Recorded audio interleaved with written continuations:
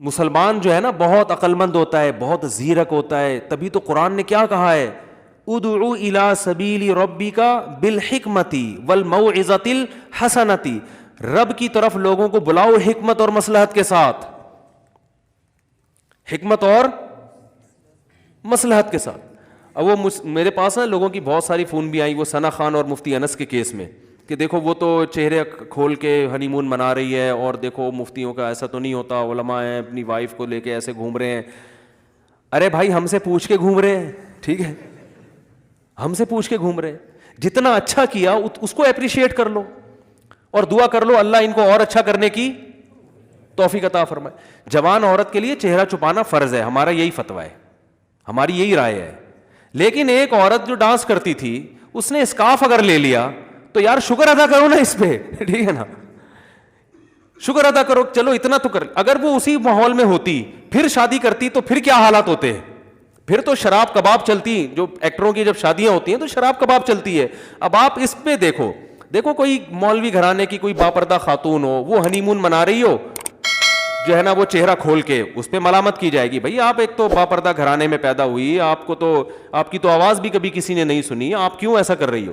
لیکن ایک خاتون اگر ایکٹریس ہے اور وہ جو ہے نا اس کی یہ وہ اگر اس اسٹائل میں شادی کرتی تو ان کی شادیوں میں تو شراب کباب چلتا ہے, ان کے تو بہت کچھ ہوتا ہے. تو ابھی یہ دیکھنے کا ہے کہ کیا کیا نہیں ہو رہا, سمجھ میں آ رہی ہے بات. حکمت اور مصلحت کا تقاضا کیا ہے, رب کی طرف دعوت دینے کا طریقہ کیا ہے, اس پہلو کو دیکھا جائے کہ کیا کیا کون کون سی برائیاں نہیں ہو رہی. تو ہر شخص کو ایک نظر سے نہیں دیکھا جاتا, ایک نظر سے, وہ کہتے ہیں نا ایک ہی لاٹھی سے نہیں سب کو ہانکا جاتا. تو اس لیے میں کہتا ہوں جو فلم انڈسٹری سے جن لڑکیوں کا تعلق ہے, جو شوبز کی دنیا سے تعلق ہے, تو ہم ان کو تھوڑی کہتے ہیں کہ یار آپ چہرے کا بھی پردہ کرو. ہم کہتے ہیں بھائی آپ اسکارف بھی لے لو, چہرہ اگر کھول بھی لیتے ہو تو بھی غنیمت ہے آپ کے لیے. جو ڈانس کر رہی ہے اسٹیج پہ آ کے, اس کی پوری باڈی نمایاں ہو رہی ہے لوگوں کے سامنے, اگر وہ اپنی باڈی کو کور کر کے چہرہ کھول لے, گنجائش سے فائدہ اٹھائے کہ جی فقہا کا اختلاف ہے اس مسئلے میں کہ چہرے کا پردہ ہے یا نہیں, اس میں فقہا کا اختلاف ہے, تو اس اختلاف سے اگر وہ فائدہ اٹھا لے تو اس کو اپریشیٹ کیا جائے گا, اس کو آپ اس نظر سے نہیں دیکھیں گے ہر ایک. اور یہ نبی صلی اللہ علیہ وسلم کی بھی سنت ہے. دیکھو اسلام میں بھی حکام تدریجاً آئے ہیں, ایک دم سے شراب حرام نہیں ہوئی ہے, اور اب سب شراب پیا کرتے تھے الا ماشاء اللہ. تو اسلام نے شراب کو آہستہ آہستہ حرام کیا ہے. پہلے اسلام نے حکم یہ دیا قل فیہما اسم کبیر ومنافع للناس, کہ شراب پینے میں نقصانات بھی ہیں فائدے بھی ہیں, لیکن اس کے نقصانات اس کے فائدوں سے زیادہ ہیں. یعنی اس کو جو ہے نا وہ کیا جا رہا ہے, حوصلہ شکنی کی جا رہی ہے کہ اس کے فائدے مت دیکھو, اس کے نقصانات دیکھو. پھر قرآن نے حکم دیا یا ایھا الذین آمنوا لا تقربوا الصلاۃ وانتم سکارا, اے ایمان والو نشے کی حالت میں نماز مت پڑھو. اللہ کی عبادت کر رہے ہو نشے کی حالت میں, اس میں بھی صحابہ کے دل میں نفرت بٹھا دی. حرام نہیں کیا شراب کو, لیکن بتا دیا کہ کم از کم نماز کو تو اس گندگی سے پاک رکھو نا. نماز نشے کی حالت میں نہیں ہوگی, تمہیں پتا ہو تو ہو تم منہ سے کہہ کیا رہے ہو. جب اس سے مانوس ہوئے پھر تیسرا حکم آیا انما الخمر والمیسر والانصاب والازلام رجس, اے ایمان والو شراب جوا یہ سب نجس ناپاک چیز ہے, فاجتنبوہ چھوڑ دو اس کو.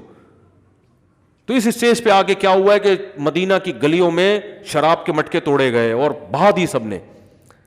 تو اسلام تو چینج نہیں ہوگا, اسلام تو ایک جیسا رہے گا, لیکن داعی کا کام یہ ہوتا ہے کہ جب کسی کو دین کی طرف لے کر آ رہا ہے تو لانا ہے یا دین سے دھکے دے کے نکالنا ہے, اس کو بھگانا ہے. نبی صلی اللہ علیہ وسلم نے فرمایا بشروا ولا تعسروا یسروا ولا تعسروا. آپ صلی اللہ علیہ وسلم نے ایک صحابی کو بھیجا, غالباً یمن میں بھیجا تھا مبلغ بنا کے, تو آپ نے فرمایا یسروا ولا تعسروا, لوگوں کے لیے آسانیاں پیدا کرنا, تنگی پیدا مت کرنا, تنگیاں نہیں پیدا کرنا. بشروا ولا تنفروا, اور یہ بھی فرمایا ایسا کام نہ کرنا کہ لوگوں کے دل میں اسلام سے نفرت بیٹھ جائے. نہیں آ رہی بات میرا خیال ہے, ایسا کام نہ کرنا کہ لوگ اسلام سے. اور آپ نے کیا فرمایا, حضرت صحابی کا نام ذہن سے نکل گیا جن کو یمن کا گورنر بنا کے بھیجا تھا, معاذ بن جبل رضی اللہ تعالیٰ عنہ, تو ان کو بھیج رہے ہیں. اب دیکھو وہاں بھی کیسا زبردست آپ کا حکمت والی بات کی آپ نے. فرمایا کہ ان سے کہنا کہ ہم تم سے زکوٰۃ لیں گے یؤخذ من اغنیائہم ویرد الی فقرائہم. ایسا نہ ہو وہ زکوٰۃ کو ٹیکس سمجھنا شروع کر دیں کہ یار یہ کمانے کا نیا دھندا شروع ہو گیا بھائی، واہ بھائی واہ، اب ہم مالداروں سے کیا لیا جا رہا ہے. اسلام یعنی مسلمانوں نے حضرت معاذ کو گورنر بنا کے بھیجا، علاقے کا گورنر، اب انہوں نے مالداروں سے ٹیکس لینا شروع کر دیا.